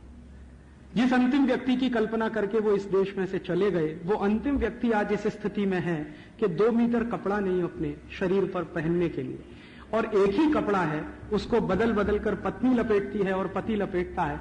पत्नी जब पानी भरने के लिए जाती है तो कपड़े को लपेट कर जाती है, पति जब बाजार में कहीं मजदूरी का काम करने के लिए जाता है तो पत्नी को अंदर रख के वो कपड़ा लपेट कर बाहर जाता है। ऐसी परिस्थिति में हिंदुस्तान के करोड़ों परिवार रहते हैं। भारत सरकार के आंकड़ों के अनुसार अभी हमारे देश में 11 करोड़ परिवार ऐसे हैं जिनमें प्रति व्यक्ति एक आदमी के पास 2 मीटर कपड़ा नहीं है पहनने को। 11 करोड़ परिवार ऐसे हैं पूरे देश में। सरकार के आंकड़ों के अनुसार 13 करोड़ परिवार ऐसे हैं हमारे देश में जहां की महिलाओं को, माताओं को, बहनों को संडास की व्यवस्था नहीं है अपने घर में। उन महिलाओं को शौच की व्यवस्थाओं को किसी तरह से पूरा करने के लिए सड़क के दोनों किनारे बैठना पड़ता है। और मैं भारत के गांव-गांव में जाता हूं तो सबसे ज्यादा कोई मुझे, मेरा कार्यकर्ता पूछता है कि राजीव भाई आपको सबसे ज्यादा तकलीफ किस बात से होती है, तो मुझे सबसे ज्यादा तकलीफ उस समय होती है कि जब मैं किसी गांव में घुस रहा होता हूं, मेरी गाड़ी की हेडलाइट सड़क के दोनों किनारे पड़ती है और बहुत सारी महिलाओं को उठ जाना पड़ता है। मेरी गाड़ी निकल जाने के बाद फिर उनको बैठना पड़ता है। उस समय मेरे दिल को सबसे ज्यादा चोट लगती है और मैं अंदर ही अंदर कुड़ता रहता हूं, घुलता रहता हूं कि आजादी के 53 वर्षों के बाद हम 13 करोड़ परिवारों को संडास की व्यवस्था नहीं दे पाए, 11 करोड़ परिवारों को पहनने के लिए प्रति व्यक्ति 2 मीटर कपड़ा नहीं दे पाए। हमारे हिंदुस्तान में अभी भी कुल परिवारों की संख्या 22 से 23 करोड़ है। थोड़ा लिबरल एस्टीमेट अगर लगाया जाए तो कुल परिवारों की संख्या भारत में 25 करोड़ है। तो 25 करोड़ परिवारों में से 13 करोड़ इतनी गरीबी में रहते हैं कि ना तो उनके पास पहनने को कपड़ा है, ना संडास की व्यवस्था है, ना खाने को ठीक से भोजन है, 2 समय को ठीक से मिलता नहीं, कभी मिल जाए तो वो धन्यता मानते हैं, अगले दिन ईश्वर से प्रार्थना करते हैं कि इसी तरह से मिलता रहे। तो एक तो ये भारत का चित्र है, और दूसरी तरफ भारत का एक चित्र और है जिसको देखकर मुझे कभी खुन्नस आती है, मन में गुस्सा भी आता है, और वो चित्र है बंबई का, दिल्ली का, बंगलौर का, मद्रास का, कलकत्ता का।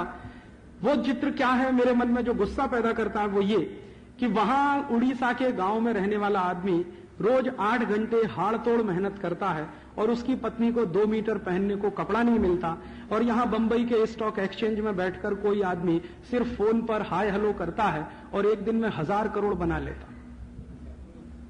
तब मुझे खुन्नस आती है कि ये कौन सी व्यवस्था है जहां हिंदुस्तान का सबसे अंतिम आदमी 8 घंटे मेहनत करे, कहीं हाड़ तोड़ धान लगाए, गेहूं लगाए, गन्ना लगाए, हमारे खाने के लिए पैदा करे, उसको खाने को 2 समय की रोटी नहीं, सबसे ज्यादा मेहनत होती है खेती के काम में, उससे ज्यादा मेहनत का काम दुनिया में कोई दूसरा नहीं। सबसे ज्यादा स्किल्ड वर्क है दुनिया में, वो खेती का काम है, उससे ज्यादा स्किल्ड दुनिया में कोई काम नहीं। तो उसको 8 घंटे भयंकर मेहनत करने के बाद भी 2 समय खाने को ना मिले, पहनने को ना मिले, उसकी पत्नी को संडास के लिए बाथरूम ना मिले, और दूसरी तरफ यहां फोन पर कुछ इधर उधर करके एक एक आदमी 1000 करोड़ बनाए, 2000 करोड़ बनाए, 5000 करोड़ बनाए।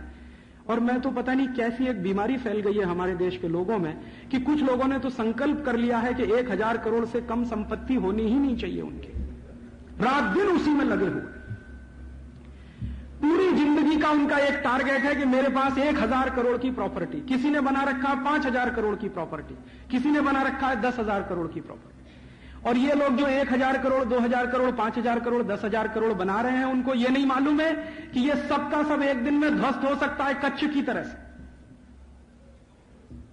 जीवन का इतना नंगा सच जो आज हम अपनी आंखों से देख रहे हैं, इसको देखकर अगर हम कोई सबक ले सकते हैं तो वो ये ले सकते हैं, कितना ही अच्छा आशियाना बनाइए, इटालियन मार्बल लगाइए, फ्रांस से लेकर टाइल लाइए और लगाइए, कुछ भी करिए, 1 मिनट भी 7.8 स्केल रिएक्टर पर आया तो ये सब ध्वस्त हो जाने वाला। क्या करेंगे इसका? तो भी जिंदगी का लक्ष्य है किसी का 1000 करोड़, 5000 करोड़, 10,000 करोड़। तो मुझे लगता है कि ये व्यवस्था अगर हम बदलेंगे नहीं तो महात्मा गांधी की आत्मा को शांति मिलेगी नहीं। और सिर्फ महात्मा गांधी की आत्मा की शांति का प्रश्न नहीं है, आपको भी शांति नहीं मिलेगी जी, अगर हिंदुस्तान का एक हिस्सा ऐसा है और दूसरा हिस्सा ऐसा। इसी भारत में मैं देखता हूं कितनी बड़ी विडंबना है, 20, 25, 30 लाख लोग हैं जिनके हाथ में मोबाइल फोन है। 20, 25, 30 लाख, बहुत अधिक, सब जोड़कर। और 9 करोड़ लोग हैं जिनके हाथ में भीख का कटोरा है इसी देश में। 9 करोड़ लोगों को हाथ में हमने भीख का कटोरा दे रखा है और 20-25 लाख लोगों के हाथ में हमने मोबाइल फोन दे रखे हैं, और हम कहते हैं कि भारत का विकास हो रहा है और बहुत तेजी से विकास हो रहा है। हमारा ग्रोथ रेट हम कैलकुलेट करते रहते हैं, 6.5 हो जाना चाहिए, 7.9 हो जाना चाहिए, 10 हो जाना चाहिए, 15 हो जाना चाहिए। कुछ मतलब नहीं है इस ग्रोथ रेट का कि 9 करोड़ लोगों के हाथ से भीख का कटोरा अगर आप नहीं निकाल पाते। कोशिश तो ऐसी करिए कि हिंदुस्तान के हर आदमी के हाथ में मोबाइल फोन हो, तब तो उसमें कुछ सार्थकता है।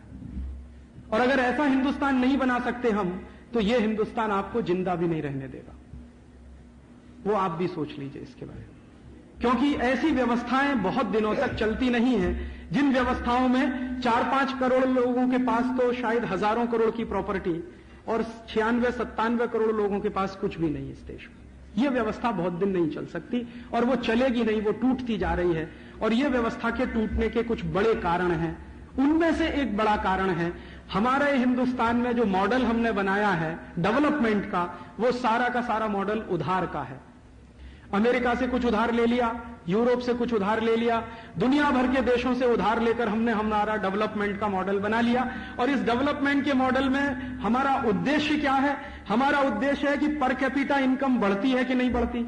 हमारा उससे भी बड़ा आज का उद्देश्य यह हो गया है कि इस डेवलपमेंट के मॉडल में पर कैपिटा कंजम्पशन बढ़ता है कि नहीं बढ़ता।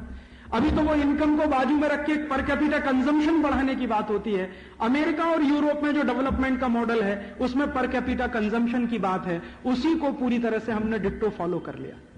अब पर कैपिटा कंजम्पशन बढ़ाने के लिए हम कभी भी ये नहीं सोच पाते कि जब 50 करोड़ लोगों को जिंदगी जीने के लिए न्यूनतम सुविधाएं नहीं मिलेंगी तो कैसे पर कैपिटा कंजम्पशन आप बढ़ाएंगे इस देश का। अगर उनकी जिंदगी चलाने के लिए न्यूनतम जरूरतें पूरी हो सकती हैं तब तो पर कैपिटा कंजम्पशन की बात हम कर सकते हैं। यहां तो कुछ भी नहीं है।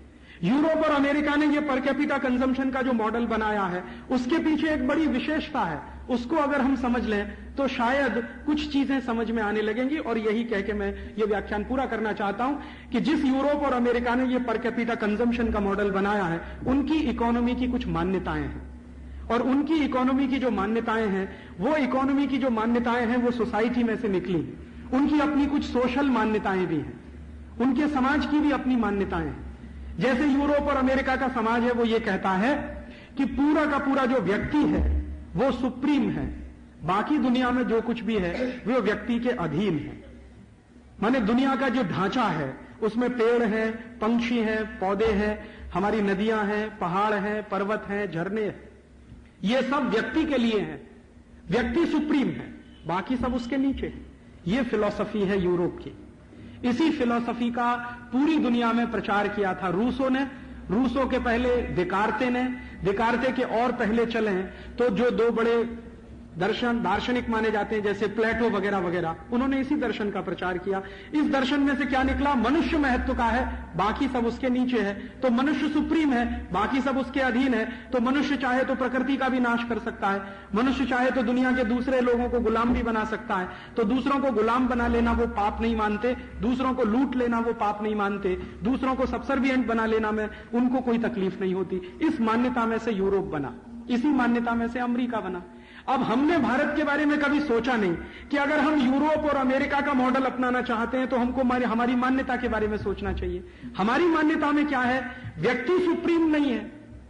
हम ऐसा मानते हैं कि ये जो पूरा पर्यावरण है, ये जो प्रकृति है, इस पूरे पर्यावरण में जो भी कुछ हमको दिखाई दे रहा है उनमें से कोई भी सुप्रीम नहीं है, सब बराबर है। हम चींटी को, मक्खी को, मच्छर को, गाय को, बैल को, बकरी को, भैंस को या किसी भी दूसरी चीज को मनुष्य से ऊपर नहीं मानते। सांख्य दर्शन में एक श्लोक है और ऋग्वेद में भी एक श्लोक है, दोनों में स्पष्ट कहा गया है कि जो जीव हैं, जो जंतु हैं और मनुष्य हैं, ये सब समकक्ष है। तो हमारी मान्यता सबको बराबर मानने की है। तो हमने बराबरी की मान्यता रखी है और उन्होंने मनुष्य को सुप्रीम बनाया है। अब हमने चूंकि बराबरी की मान्यता रखी है, इसलिए उसी में से यह कल्पना भी निकली है कि भाई प्रकृति का नाश मत करो, क्योंकि प्रकृति किसी मनुष्य के अधीन नहीं है। जीव जंतुओं का नाश मत करो, क्योंकि ये जीव जंतु किसी के अधीन नहीं है। भले ही वो कमजोर है या ताकतवर है, इसका बहस हमने कभी नहीं चलाया। यूरोप और अमेरिका में ये जो इकोनॉमी आई है, जिस इकोनॉमी के आधार पर वहां सब कुछ चलता है, उसका एक बेसिक प्रिंसिपल है और वो प्रिंसिपल है सर्वाइवल ऑफ द फिटेस्ट। आप अगर समझने की कोशिश करो यूरोप और अमेरिका को, तो वहां एक ही सिद्धांत है, वो सिद्धांत है सर्वाइवल ऑफ द फिटेस्ट। माने जो ताकतवर है उसी को जिंदा रहने का अधिकार है, जो कमजोर है उसको मर जाना चाहिए या ताकतवर का गुलाम बन जाना चाहिए। भारत की जो फिलॉसफी है वो इसके ठीक उल्टी है। भारत की फिलॉसफी है सर्वाइवल ऑफ द वीकेस्ट। हमने जो फिलॉसफी बनाई है वो फिलॉसफी है सर्वाइवल ऑफ द वीकेस्ट। या बल्कि मैं एक कदम आगे जाकर कहूं तो भारत का जो जैन दर्शन है, बौद्ध दर्शन है या जो पारंपरिक हिंदू दर्शन है, उन तीनों को अगर एक वाक्य में लाना हो तो हमारी फिलॉसफी है survival of the all including the weakest. और यूरोप और अमेरिका की फिलॉसफी है सर्वाइवल ऑफ द फिटेस्ट। हम मानते हैं survival of the all including the weakest, और वो मानते ही नहीं कि वीकेस्ट के लिए कुछ होना। तो उनके जो मॉडल हैं उनमें गरीबों के लिए, मुफलिसों के लिए, बेकारों के लिए, मर जाने वाले लोगों के लिए कोई स्थान नहीं है। मरते हैं तो मर जाएं। अमेरिका को बनाने में 10-11 करोड़ रेड इंडियंस मर गए, किसी को अफसोस नहीं है इस बात का। अमेरिका की इतनी वैभव तैयार करने में दुनिया के करोड़ों लोगों को लूट लेना पड़ा, उसका उनको कोई अफसोस नहीं है। यूरोप को इतना भव्य बनाने में दुनिया के 50 देशों की संपत्ति लूटी गई, उनको कोई अफसोस नहीं है। तो वो कहते हैं कि जो गरीब है, बेकार है, मुफलिसी वाला, उसको तो मर जाना चाहिए, जो ताकतवर है उसी को जिंदा रहना चाहिए। तो ताकतवर को जिंदा रहने का जब सिद्धांत आप बनाएंगे तो उसमें से निकलेगा कंपटीशन, और कमजोर से कमजोर को जिंदगी बिताने का अधिकार आप देंगे तो उसमें से निकलेगा कोऑपरेशन। भारतीय जो सभ्यता है वो कोऑपरेशन प्रधान है, अमेरिकन और यूरोपियन जो सभ्यता है वो कंपटीशन प्रधान है। अब हम फंस गए हैं कंपटीशन प्रधान सभ्यता में, जबकि हम रहते हैं कोऑपरेशन प्रधान सोसाइटी में। हमारी जिंदगी का कॉन्ट्रडिक्शन देखिए, जिंदगी की कितनी बड़ी डाइकोटोमी हम हैं कि मान्यता हमारी कंपटीशन वाली है और रहने की जगह कोऑपरेशन वाली है। कैसे चलेगी ये व्यवस्था? और चूंकि हमने कंपटीशन प्रधान मान्यता को अपने दिमाग में भर लिया और ये माना कि बिना कंपटीशन के डेवलपमेंट नहीं होता, मैं ये कहता हूं कि भारतीयता में बिना कोऑपरेशन के डेवलपमेंट नहीं हो सकता। तो हमने क्या किया कि कंपटीशन प्रधान मान्यताओं की चीजों को, तकनीकी को और उनके संसाधनों को लेना शुरू किया और जबरदस्ती उसको कोऑपरेशन प्रधान सोसाइटी में इंप्लीमेंट करना शुरू किया। उसमें से ये निकला है जो आज हम देखते हैं कि 20 लाख लोगों के हाथ में मोबाइल फोन, 9 करोड़ लोगों के हाथ में भीख का कटोरा, 3-4 करोड़ लोगों के पास हजारों करोड़ की प्रॉपर्टी और 96-97 करोड़ लोगों को खाने के लिए भी नहीं। ये इसी में से निकला है। अब हमारे सामने प्रश्न ये है कि हम करें क्या। तो महात्मा गांधी को अगर सच्ची श्रद्धांजलि हम देना चाहते हैं तो ये करें। गांधी जी कहते थे कि किसी भी देश की इकोनॉमी उस देश की मान्यताओं के आधार पर अगर बनेगी तो सस्टेनेबल होगी, और उस देश की मान्यताओं के विरुद्ध कोई मान्यताओं को आयात करके बनेगी तो सस्टेनेबल नहीं होगी। हम अगर हमारी इकोनॉमी को सस्टेनेबल बनाना चाहते हैं तो अपनी मान्यताओं के हिसाब से नया स्ट्रक्चर खड़ा करना पड़ेगा जिसमें कोऑपरेशन की प्रधानता होगी, कंपटीशन की नहीं। अगर हम कोऑपरेशन की प्रधानता के आधार पर काम करना शुरू करें तो ये जो दिखाई दे रहा है भारत, इसको 20 साल में हम बदल सकते हैं। बहुत मुश्किल नहीं है। और इस भारत को अगले 20 से 25 सालों में बदल देने के लिए मैंने एक प्लान तैयार किया, और वो प्लान अगले 25 वर्षों के लिए तैयार किया। और मैं चाहता हूं कि अगले 25 वर्षों तक इस प्लान पर हम सब लोग अगर काम करें तो 25 वर्षों के बाद हमारी जो नई पीढ़ी जवान होगी, जैसे ये सामने कुछ बच्चे मुझे दिखाई दे रहे हैं, ये शायद उस भारत के बारे में जो गांधी जी ने कभी सपना देखा था रह सकेंगे ऐसे भारत में, और उसको और बेहतर बनाने के लिए काम कर सकेंगे। आप पूछेंगे राजीव भाई ये 25 साल की जो योजना है इसके कुछ सूत्र आप बता दीजिए। 2-3 सूत्र बता के मेरा व्याख्यान में पूरा करता हूं। सबसे पहला सूत्र ये है कि हमारे देश में ये जो कंपटीशन घुस गया, इसमें से बाहर निकलना है हमको। तो कंपटीशन से बाहर निकलने के लिए दूसरा विकल्प क्या है? कोऑपरेशन में जाना है। तो कोऑपरेशन के लिए क्या करना है? हर एक व्यक्ति दूसरे की मदद करे। मैं रहता हूं, मेरा कोई पड़ोसी है, वो मुझसे नीची स्थिति में है, तो मैं उसकी मदद करूं। उसका कोई पड़ोसी है, वो उसकी मदद करे। उसका कोई पड़ोसी है, वो उसकी मदद करे। अब आप पूछोगे कि मदद कैसे करें? खैरात दें क्या उसको? पैसा दें क्या? भीख दें? भीख नहीं चाहिए उसको, खैरात भी नहीं चाहिए उसको। उसको सम्मानजनक जिंदगी बिताने के लिए कुछ जरूरतें हैं, वो पूरा करने के लिए आपका सहयोग चाहिए। तो आप कैसा सहयोग कर सकते हैं? मैं आपसे निवेदन यह करना चाहता हूं कि आप जिस मोहल्ले में रहते हैं, जिस गांव में रहते हैं, जिस सोसाइटी में रहते हैं, अगर उसके आसपास कुछ गरीब लोग हैं और वो कुछ उत्पादन करते हैं या कुछ व्यापार करते हैं, तो आप उनके उत्पादन को खरीदने का काम करें, उनके व्यापार को प्रमोट करने का काम करें। यही मदद आपकी उनके लिए सबसे बड़ी मदद होगी। उनको आपसे एड नहीं चाहिए, ट्रेड चाहिए। ये जो हमारे मन में घुस गया है ना कि हम एड देते रहे तो मदद, कुछ नहीं, उनको ट्रेड चाहिए। बहुत कुछ लोग बनाते हैं हमारे देश में, लेकिन हम उसको इसलिए नहीं खरीदते कि वो कंपटीशन प्रधान नहीं है। और आयात होके बहुत कुछ आता है, हम उसको इसलिए खरीदते हैं कि वो कंपटीशन प्रधान है। चाइना से माल आ रहा है, अंधाधुंध बिक रहा है बंबई के बाजार में। क्यों बिक रहा है? कि हम कह रहे हैं वो कंपटीशन प्रधान है। क्यों प्रधान है? क्योंकि 1 रुपए का सेल बिक रहा है, ले लो भाई। टॉर्च बिक रही है 5 रुपए की, 10 रुपए की ले लो। साइकिल मिल रही है 300-400 रुपए की, ले लो। चीन से आके कुछ भी सस्ते के सस्ते इलेक्ट्रॉनिक सामान मिल रहे हैं, ले लो। चीन से आके बहुत कुछ मिल रहा है, ले लो। अरे जरा सोचो आप अपने दिमाग पर जोर डालकर कि चीन से आने वाला माल इतना सस्ता क्यों मिल रहा है? चीन से आने वाला माल इसलिए सस्ता मिल रहा है, सबसे बड़ी बात कि उनके यहां कोई डेमोक्रेसी नहीं है, पूरा का पूरा डिक्टेटरशिप है। डिक्टेटरशिप इस तरह का है कि कोई मजदूर दिन भर काम करे और उसको 10 रुपए भी पगार न मिले तो उसके लिए वो कोई अफसोस नहीं करता कभी। आप जानते हैं हिंदुस्तान की करेंसी और चीन की करेंसी का अगर ध्यान रखा जाए तो एवरेज एक मजदूर को एक दिन में 10 रुपए मिलता है चीन। और चीन की सरकार चूंकि डिक्टेटरशिप वाली है तो वो बहुत सारे ऐसे लोगों से उत्पादन कराती है जिनको एक पैसा भी नहीं देती। जैसे चीन की जेलों में बहुत सारे कैदी बंद हैं, वो सारे कैदियों से प्रोडक्शन कराया जाता, बदले में एक ढेला उनको नहीं दिया जाता। और दूसरा, चीन ने यह संकल्प किया है कि हिंदुस्तान के मार्केट को तोड़ देना है, तो चीन की सरकार ने अपने बहुत सारे प्रोडक्ट पर एक्सपोर्ट सब्सिडी बढ़ा दिया। और एक्सपोर्ट सब्सिडी बढ़ाकर उन्होंने तीसरा एक बेहतरीन काम और किया है कि जो चीन में बनने वाला माल दुनिया के किसी भी देश में एक्सपोर्ट होगा उस पर लोकल टैक्सेस भी माफ। तो एक तो लोकल टैक्सेस माफ कर दिए, बिजली बहुत सस्ती कर दी है। आप हिंदुस्तान में एक फैक्ट्री चलाते हैं, इस समय आपको 4-4.5 रुपए यूनिट देना पड़ता होगा। चीन में वही एक फैक्ट्री चलती है, 90 पैसे यूनिट का खर्च आता। तो 90 पैसे यूनिट की बिजली है। और चीन में अगर एक्सपोर्ट करो आप माल को तो उसके लिए उन्होंने रेट ऑफ इंटरेस्ट 1% से लेकर 4.5% के बीच में फिक्स किया हुआ है। 1-1.5% पर चीन में आपको अरबों डॉलर का लोन मिल सकता है अगर एक्सपोर्ट करना है। आपकी फैक्ट्री अगर एक्सपोर्ट ओरिएंटेड है तो फिर उन्होंने बिजली भी कम की हुई है, लेबर उनके यहां बहुत सस्ता है और कोई लेबर लॉ नहीं है।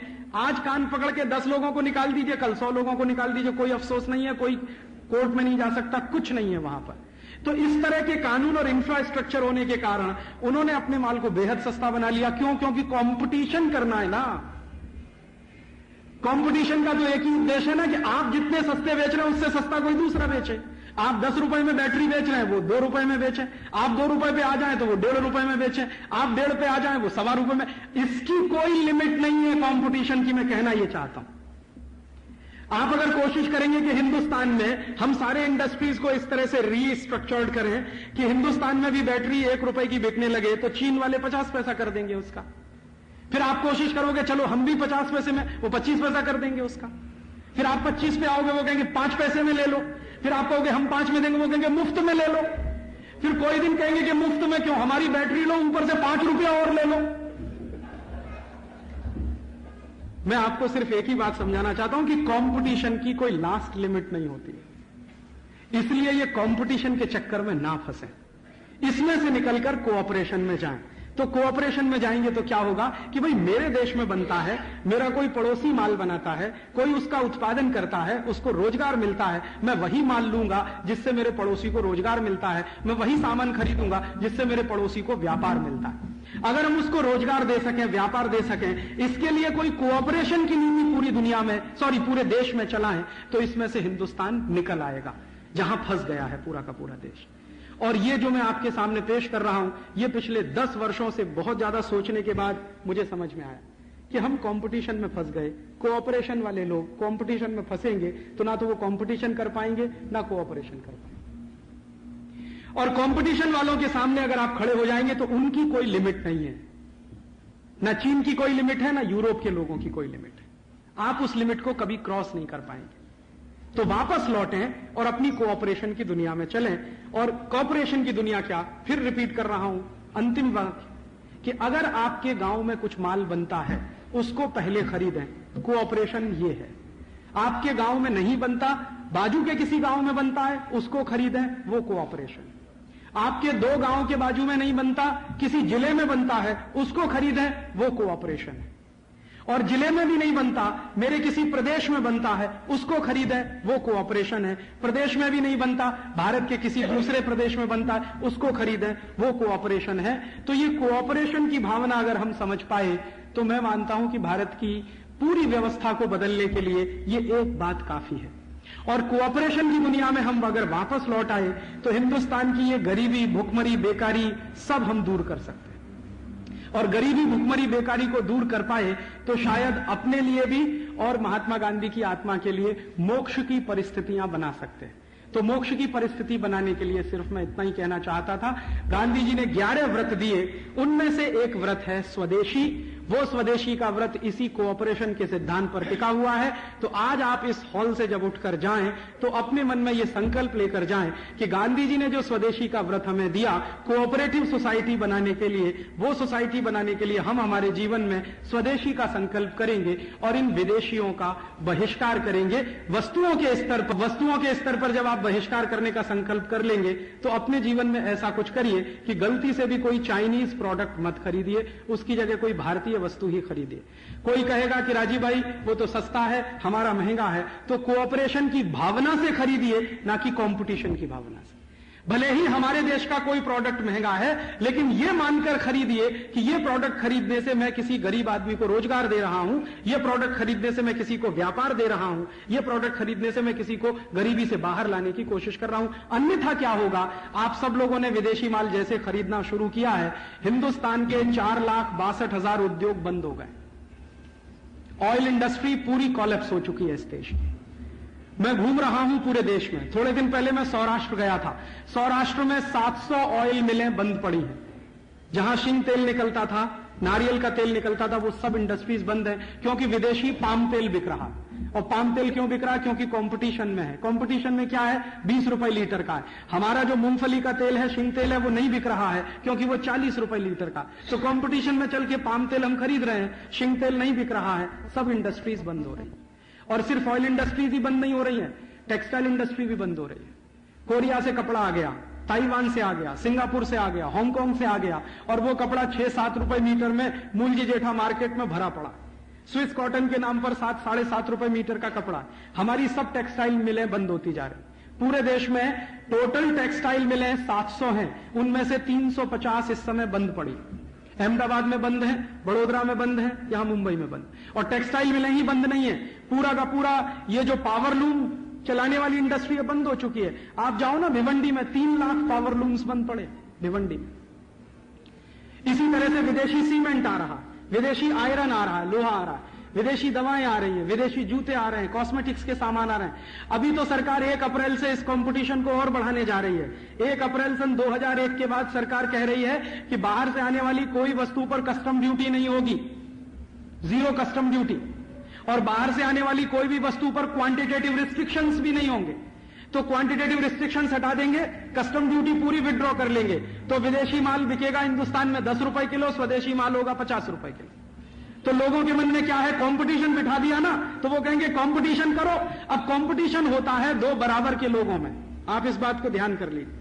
अगर चीन का कोई माल भारत में आकर बिकता है और चीन में उस माल का उत्पादन करने के लिए 90 पैसे यूनिट की बिजली है, 1.5% के रेट पर उनको 1.5% के ब्याज पर अरबों डॉलर का लोन है और 100% एक्सपोर्ट की सब्सिडी है, तो अगर यही फैसिलिटीज भारत में नहीं है तो कैसे कंपटीशन करेंगे?